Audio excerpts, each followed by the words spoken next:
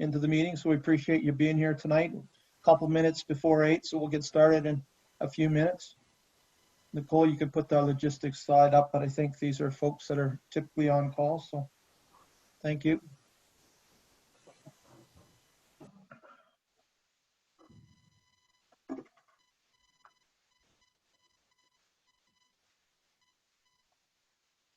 Thank you, Rachel, for identifying your club. Appreciate that.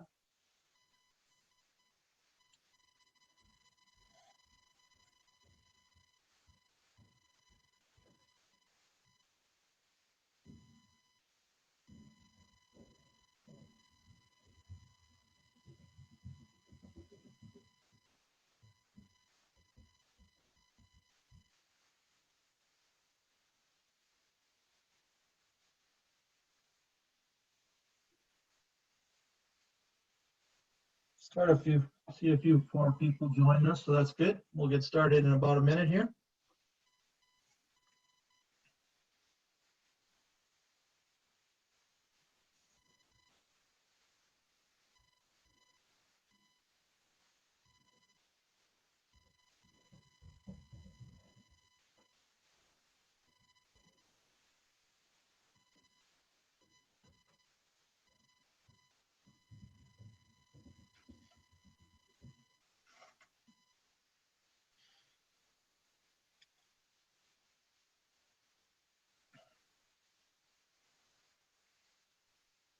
It's 8 o'clock, Nicole and Eden, just let me know when you're ready to go. I'm good. Eden? We have 13 participants out of 20 so far. Okay. So maybe I don't have anyone in the waiting room at this current time. If you want to give it one more minute.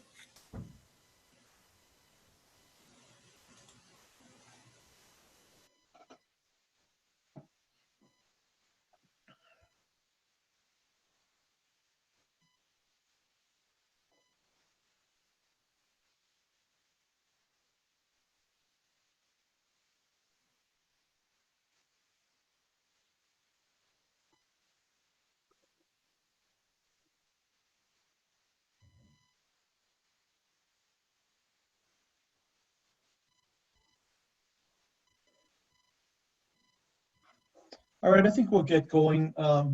Nicole, if you want to go to slide 3, appreciate that. And we'll invite SSA President Lisa Vagnolari to get us started here. Please take it away, Lisa. Thank you. Thanks, Doug. So on behalf of the Board of Directors and staff, I want to welcome everybody back again, the organization representatives on the call tonight. Also want to thank the SSA staff again for making these calls possible. So for those that are back on the pitch, we hope you're enjoying your season and that your organization and its participants are adapting to the new normal. For those organizations that offer indoor programming, we hope your planning is going well. We understand that you likely still have some unknowns at this point, and we'll continue to work with you and try to find those answers.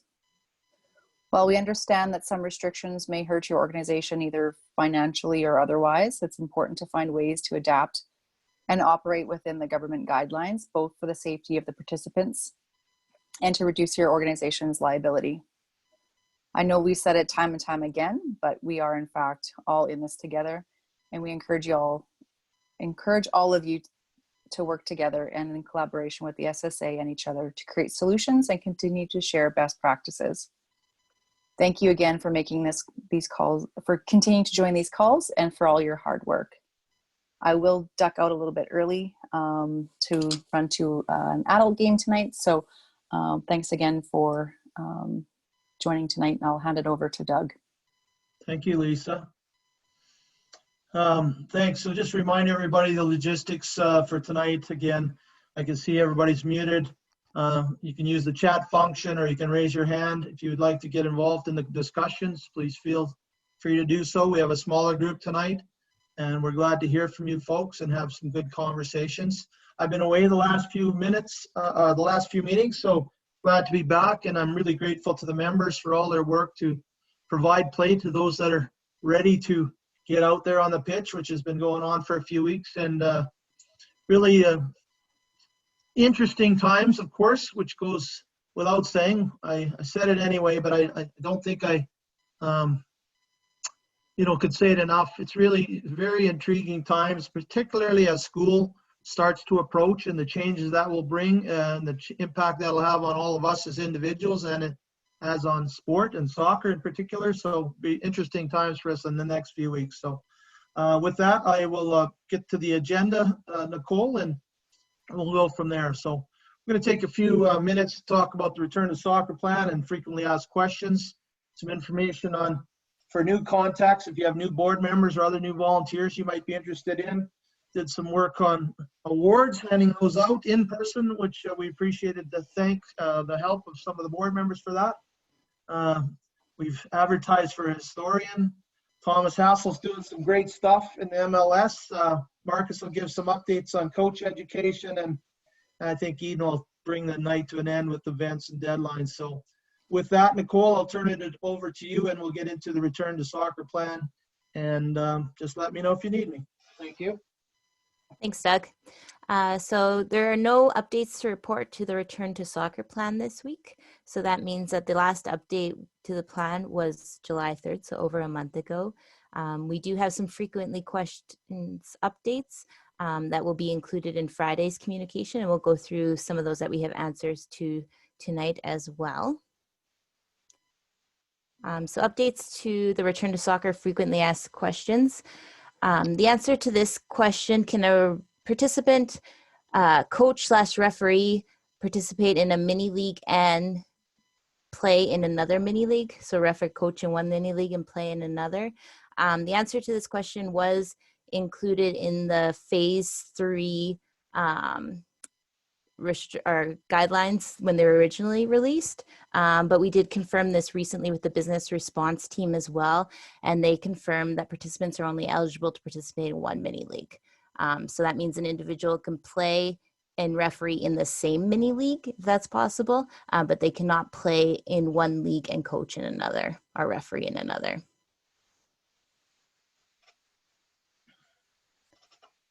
The next question is there a requirement to do the Canada Soccer Risk Assessment tool again for indoor? And the answer is no, not at this time. So member organizations that have already completed the tool, which I believe is everyone on the call tonight. So if you completed the tool for outdoor, you don't need to redo it again for indoor at this time, unless there's something that changes. So member organizations need to continue to adapt their plans and guidelines as new restrictions or guidelines come in place, and that you should continue to apply the same or the enhanced standards of safety as indoor as you indicated that you had when the tool was first completed.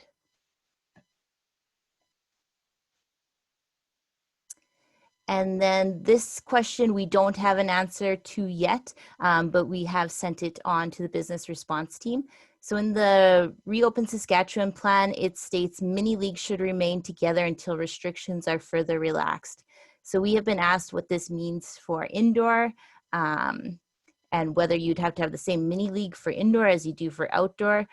So this is something that we brought forward to the business response team. And we asked if there's a 2-week window in between seasons, could new mini leagues be formed? And they have indicated that this question has been escalated to upper management. So we are waiting on a response on that, and we hope to have it for you for Friday's communication. So those are the major updates when it comes to return to soccer. So I'm just going to stop now to see if anyone has any questions related to those. Oh, I think I heard someone. Hi, Nicole. This is Rochelle from Hollandia. There's a clarification about that, your slide about that they can coach / and ref in one mini league, but can't play in another league. So does that mean a coach can't play in adult league? Right, yes. They said all activities must occur in the same mini league.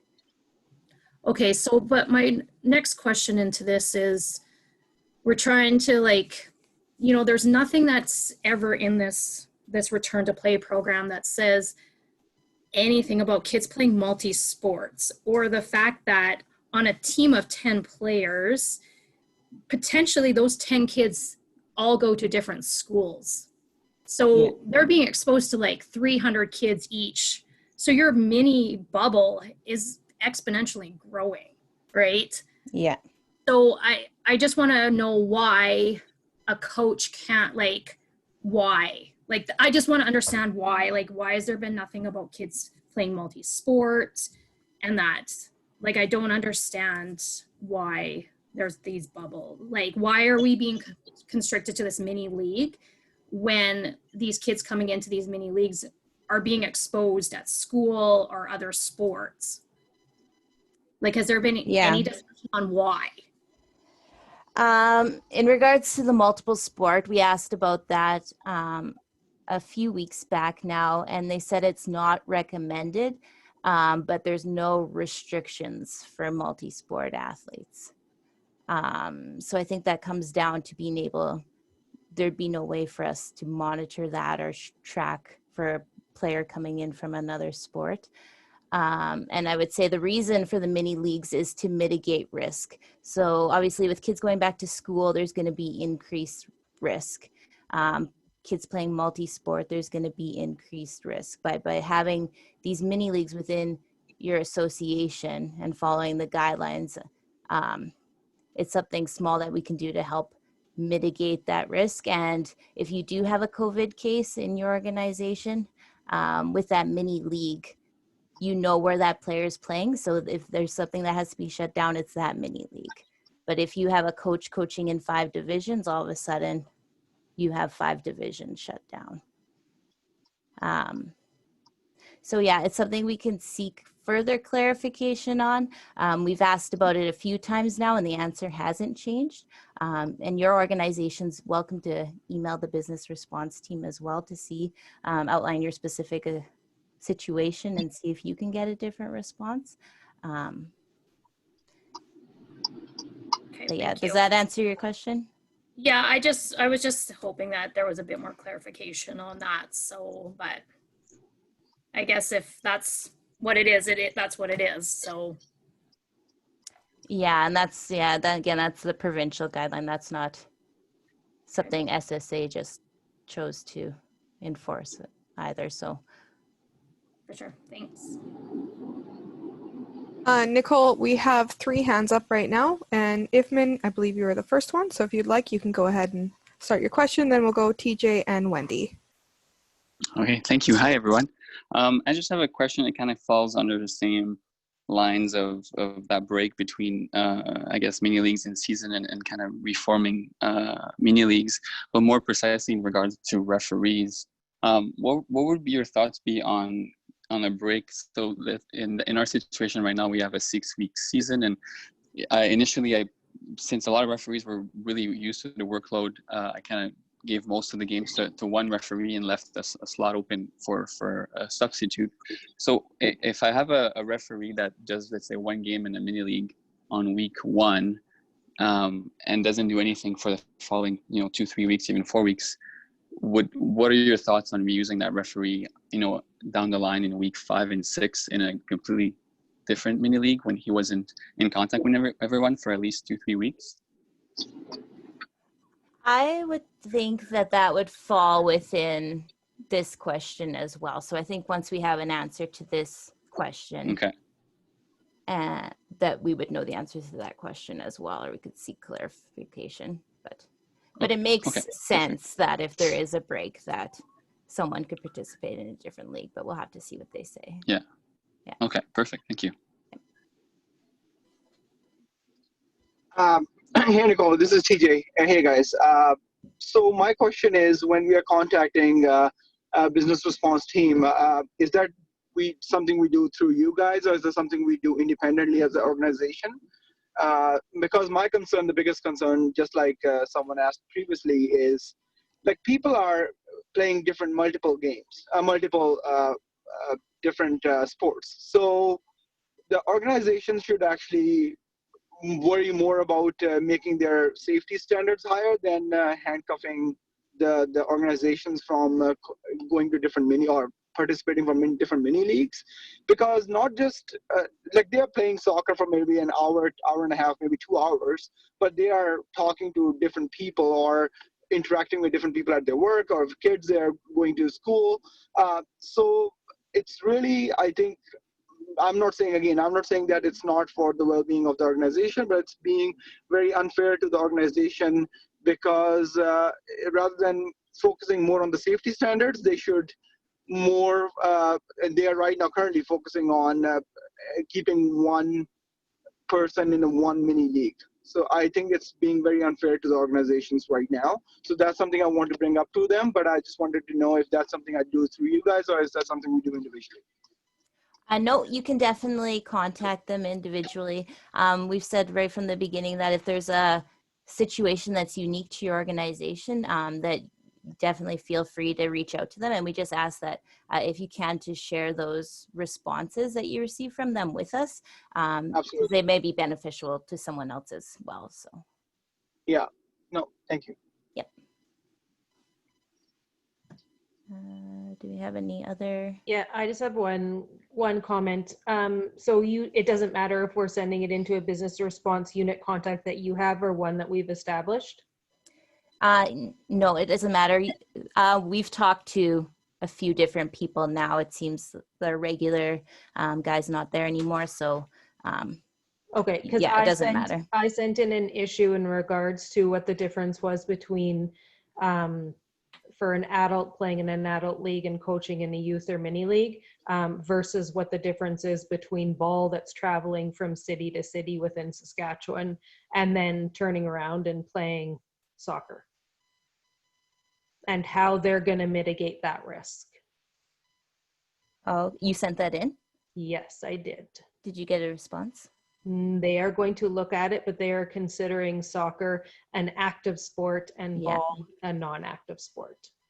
Yeah, and that's Even though yeah. they are traveling to 6 different centers within the province of Saskatchewan.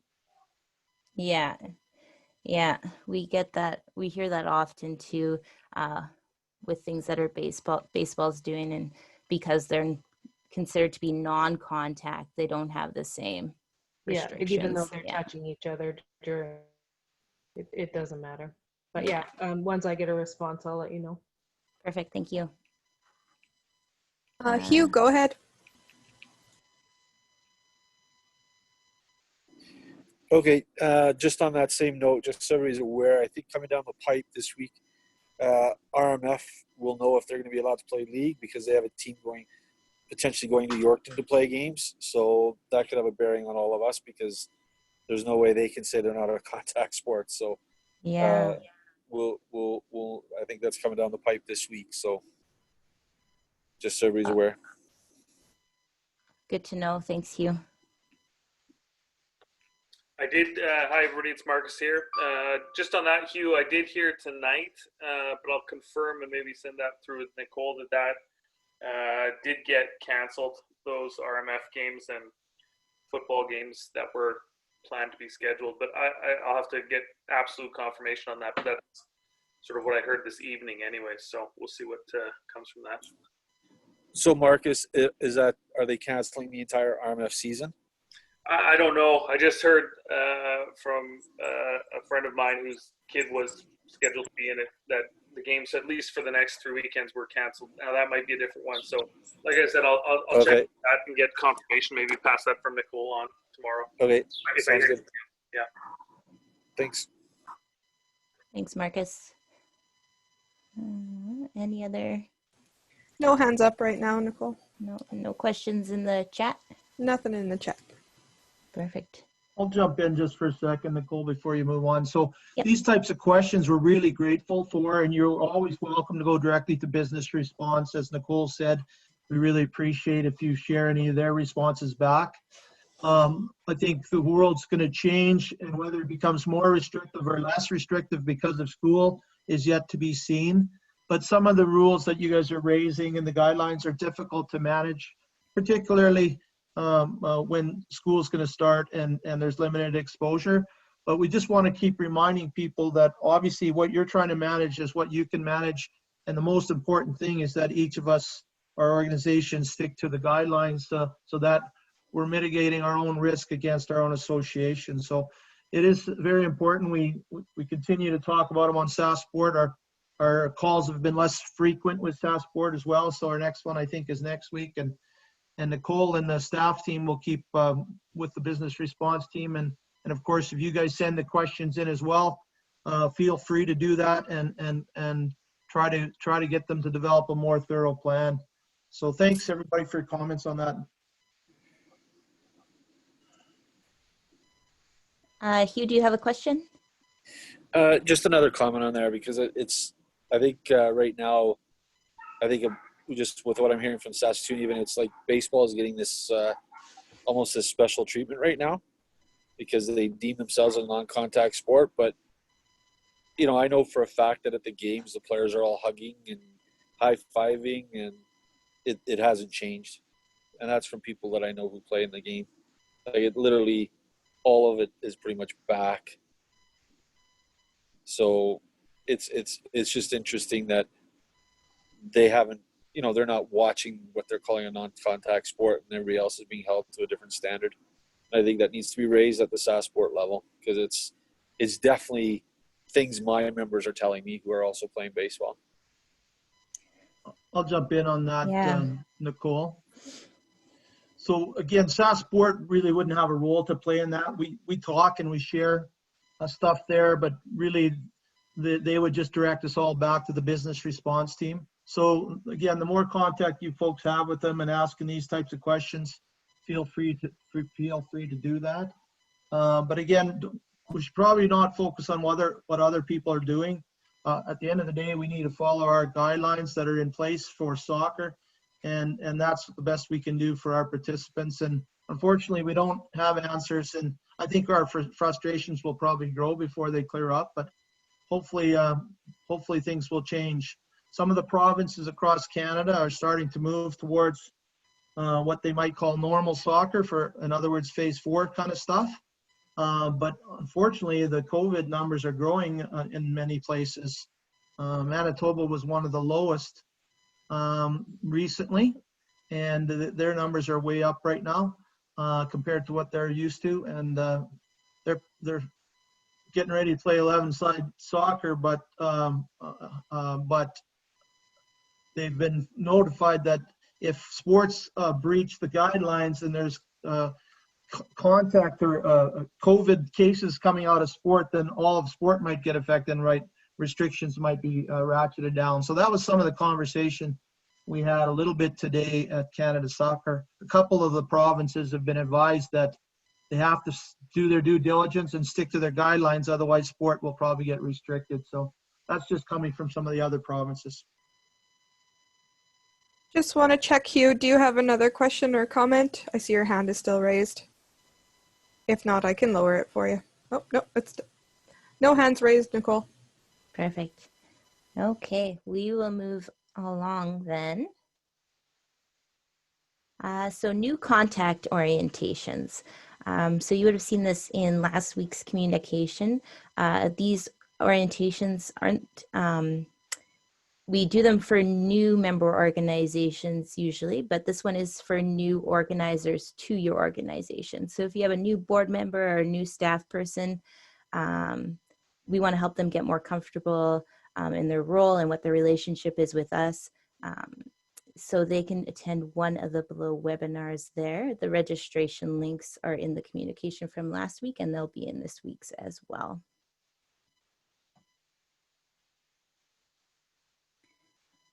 Award presentations. So all of the awards that we weren't able to deliver in person in March have now been delivered or mailed out. In July, we held some social distancing award presentations in Regina and in Saskatoon. So a big thank you goes to our board members, Lisa, I'm not sure if she's still on the call, and also Monica Dieters for presenting. Unfortunately, we couldn't reach everyone, limiting travel right now. So some were mailed out, so we asked them to send us pictures in as well. And I am going to be doing a social media post this week, probably on Thursday or Friday. So we just ask that you share that to celebrate these well-deserving recipients.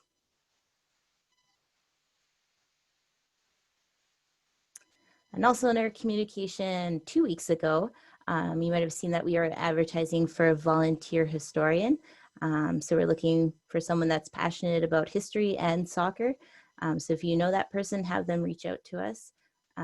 SAS Soccer formed in 1905, so we have a long history. You might be familiar with the book Saskatchewan Soccer History. So some of our past is well documented, but that book came out, I believe, in 1988. So some records after then are incomplete, but we do have a lot of information we can share. And if you want to go through boxes of old pictures like these,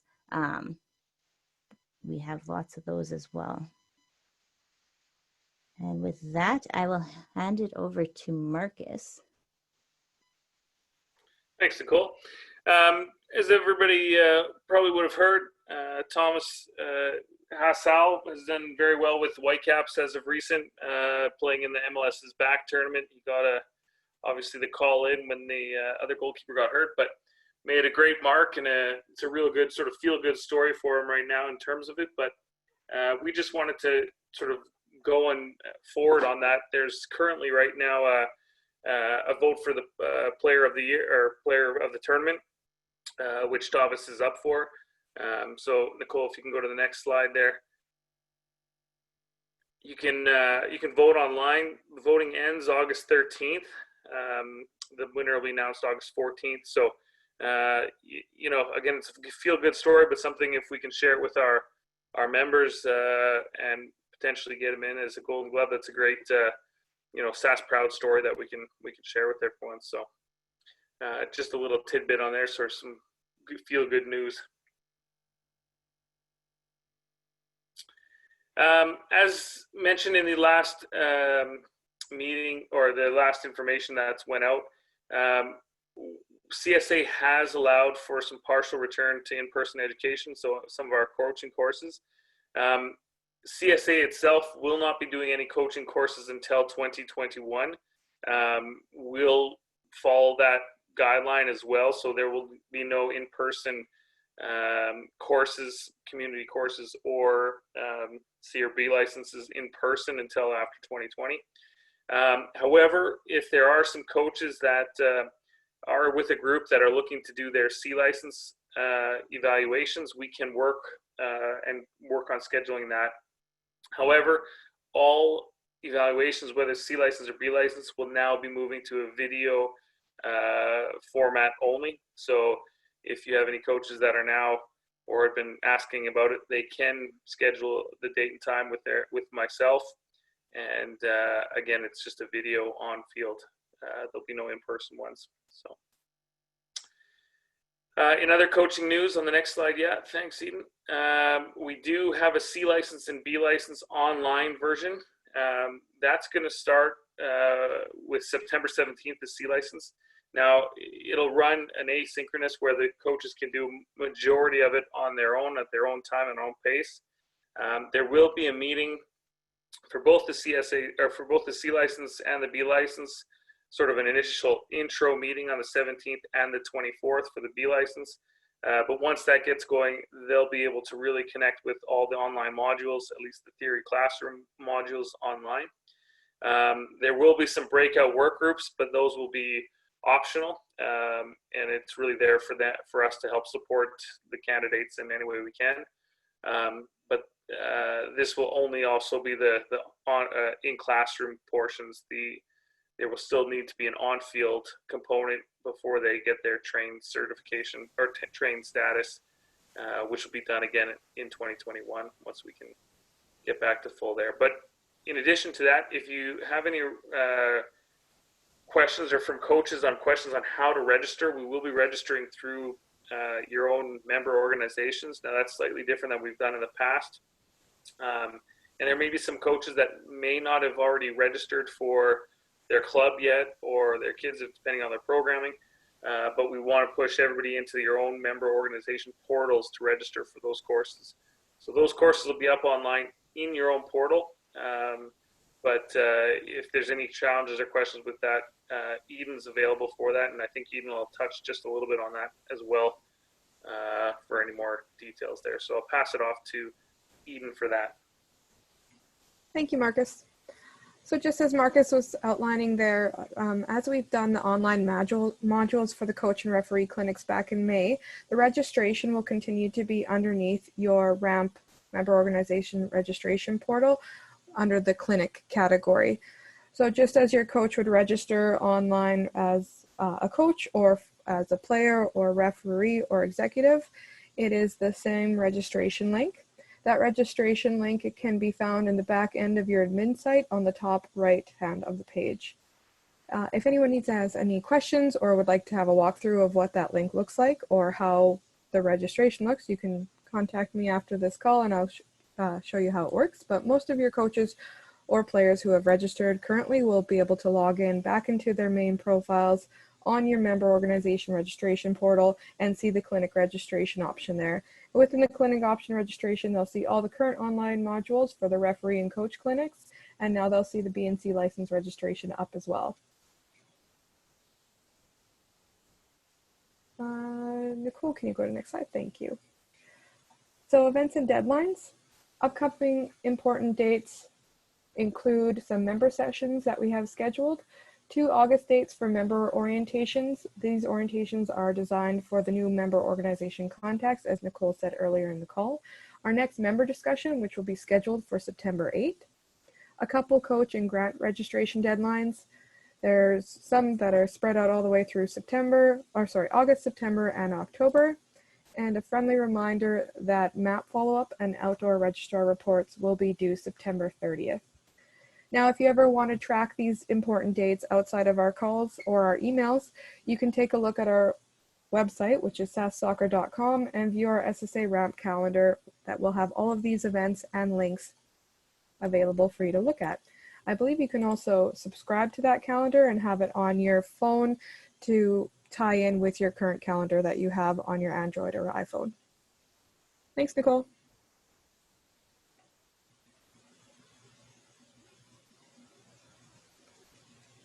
So with that question slide, I'll finish that up for you guys. If anyone has any questions regarding the registration for the clinics or the upcoming dates or deadlines, I can take those now.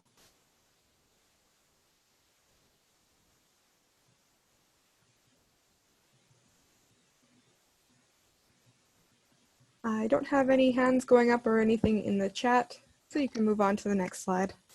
Perfect. Okay. Well, sorry, I was talking on mute before, Eden. What we have done the last couple of weeks that has worked quite well is we've gone through and gotten updates from all the member organizations. So I think we will go ahead and do that. So I'm just going to go down the list here. So you can just tell us what you're up to, what's working, what's not working, what you're planning, any updates that you have. So we'll start with Erin from SYSI. Hi. I don't know too much. I've been gone for 2 weeks, but I know Amanda and Dan are meeting with the presidents tonight to discuss where indoor is going to go and what it's going to look like. So that's really it. Kids in the Park is winding down for the summer. The last week is next week, and that's really all I know. Okay, perfect, Erin. Thank you. Yep. Hugh with QC.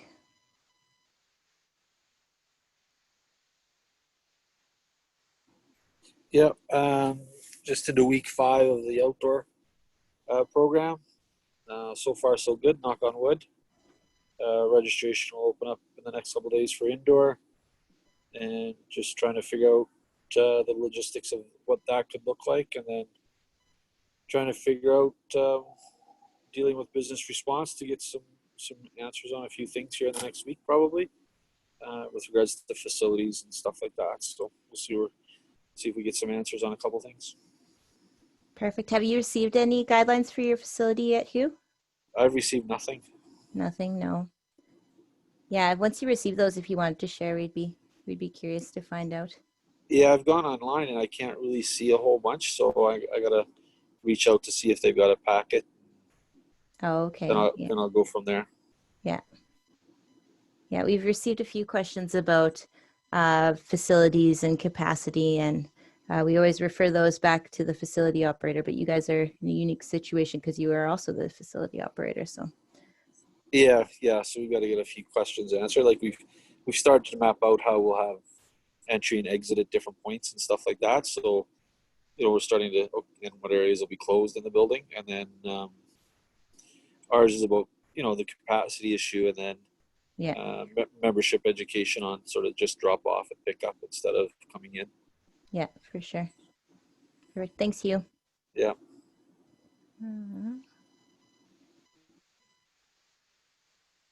Well, Amanda's here as well. Amanda, did you want to provide a further update on SYSI, or? She just joined, Nicole, so Oh, she might have missed. Yeah. Maybe we'll give you a minute here. Let's go on to Ifman from Saskatoon Adult Soccer. Hey, so we're starting week 2 of 6 of our mini league. The week 1 was really good. It was nice to see all our membership back, and everyone's kind of happy to be back on the field and playing. And then assigning referees has definitely been a bigger puzzle than in the past, with very limited slots and no up for grabs, obviously. So it's definitely, we've seen just a bit of an issues when we need to replace a referee. We have to be very strategic in making sure that whoever's replacing them can actually cover, the remainder of all the assignments. Yeah. We have a good list of backup, and just trying to, it's definitely a different puzzle. And then we're working on our details with youth soccer and our facility for indoor, and hoping to open registration by the last week of August. Perfect. Thanks, Ifman. No problem. Thank you. Let's go to Rochelle at Hollandia. Hey, things are going well for the August camp. Once we know everything that's going on with SYS and what the indoor season will look like, we'll open up our indoor season. And I know there was a meeting tonight, so I'm sure I'll get updated tomorrow on what the decision was from Bart, our president. Perfect. Thank you. Randy at FCR.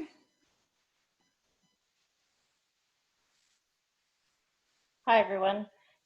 We've just been busy running our academy outdoor program for our youth, which has been very successful, and our adults have been playing 7v7, obviously in smaller mini leagues, and everybody's been having a good time. That's about all.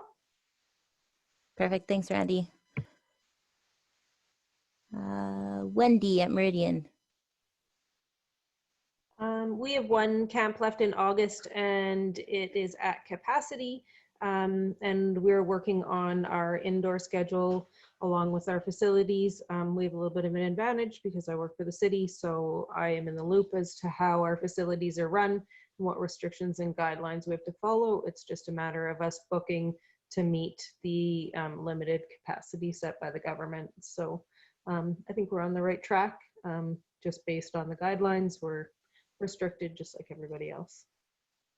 Thanks, Wendy. Can I ask what your capacity is for your indoor facility? It's 30 per field. Oh, okay. Yeah. It's based on each room. It's a multi-use facility. So ice arenas is 30 per ice.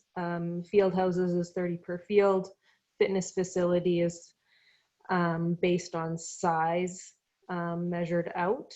And then there's aerobics type rooms, and it's based on their size, and then one meeting room, which is a maximum capacity of 30.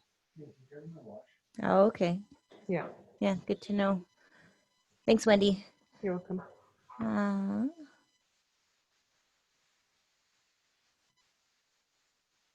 Amanda, did you want to provide a further update on SYSI?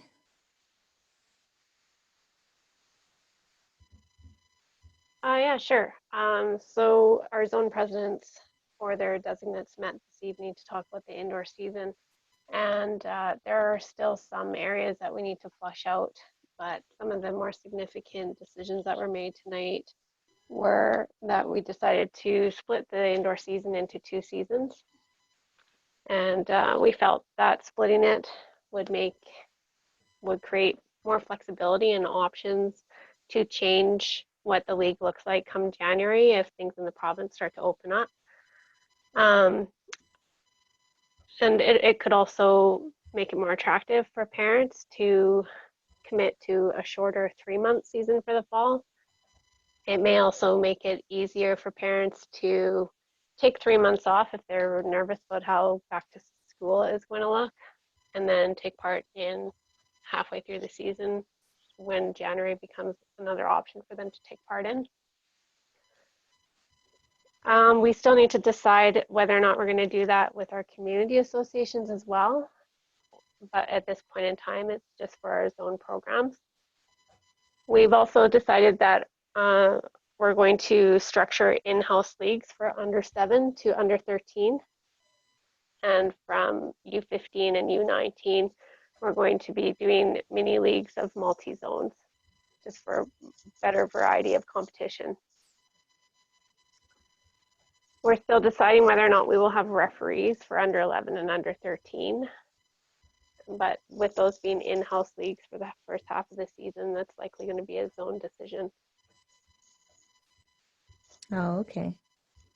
And then there's a lot of facility safety measures that are currently in the works for indoor season.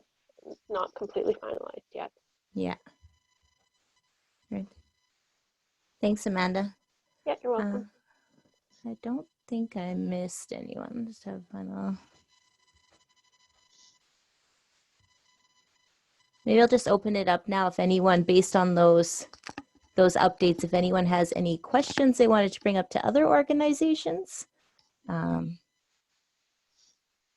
anything that you would want to discuss further.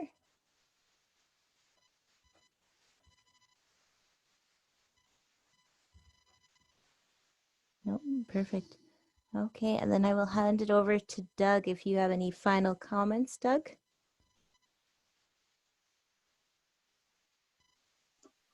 Thanks, Nicole, and thanks everybody for being on the call tonight. As usual, we appreciate your due diligence.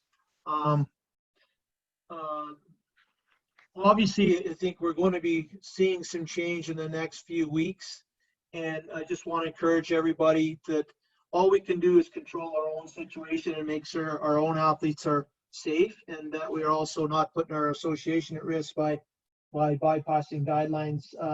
I think there is a tendency for us to think about what's happening on the other side of the fence and other sports, and that is natural. And we'll continue to monitor, and we can talk to BTR, Business Response Team, BRT, I should say, and we invite you folks to continue to do that as well. But I invite any questions if anybody has any of me, but I just want to thank everybody, otherwise Nicole, and we'll leave it at that.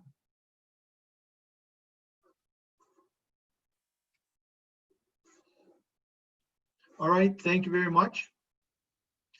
And our next meeting, Nicole, is?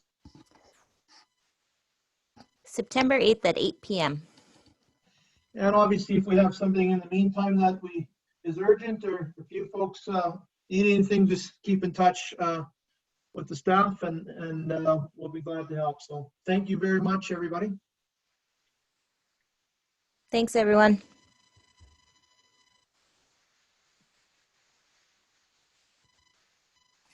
Thank you.